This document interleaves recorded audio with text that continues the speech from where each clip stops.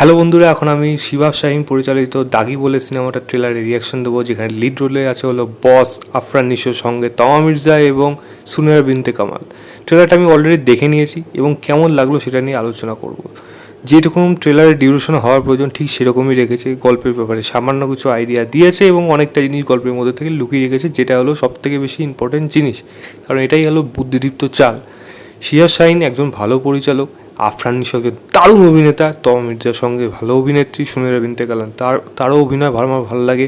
এবং নিশো এবং বলতে গেলে তমা মির্জা সুরঙ্গের পর আবারও একসাথে, এবং সেটা বড় পর্দায় ঈদে কীরকম হবে জাস্ট ভেবে দেখো। যদি আমি ট্রেলারের কথা বলি, নিশোরকে একটা দেখাচ্ছে, তার জেল হচ্ছে, তার বিরুদ্ধে অনেকগুলো এলিগেশন এসছে এবং সেখানে একজন বয়স্ক মহিলার গলাও শোনা যাচ্ছে যে নিশোর প্রতি তার প্রচণ্ড রাগ, এবং সে তার ছেলেকে খুন করেছে বলে সে তাকে বদদুয়া তাকে অভিশাপ দিচ্ছে রীতিমতো।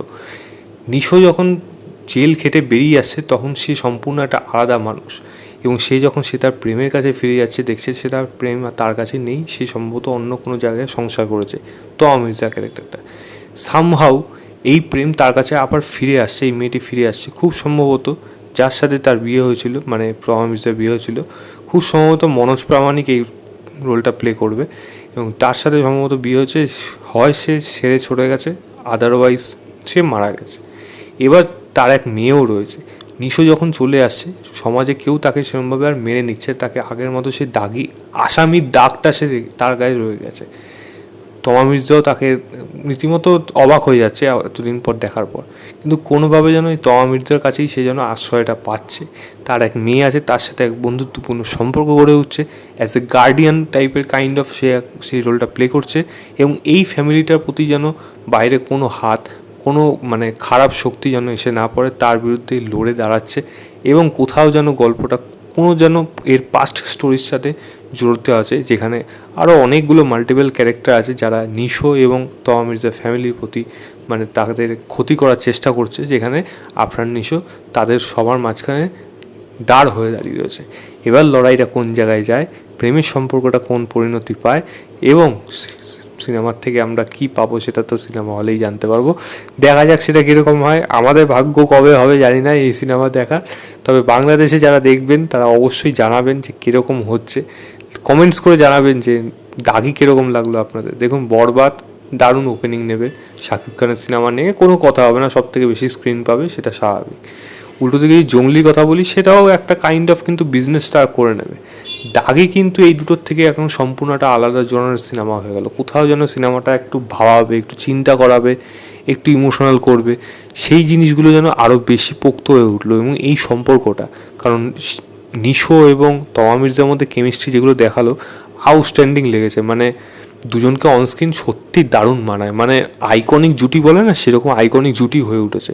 তো অমিত আমি দিন দিন যত পারফরমেন্স দিক তত আমার ভালো লাগছে। সুরঙ্গে তো সেটা, তার যে নেগেটিভ শেডটা ছিল, তাকে লোকে অপছন্দ করছিল, সেটাই কিন্তু তার প্রশংসা, তার কিন্তু বেশ, সেটাই কিন্তু সে তার পারফরমেন্স, সেখান থেকে কিন্তু সে ভালো পারফর্ম করেছিল।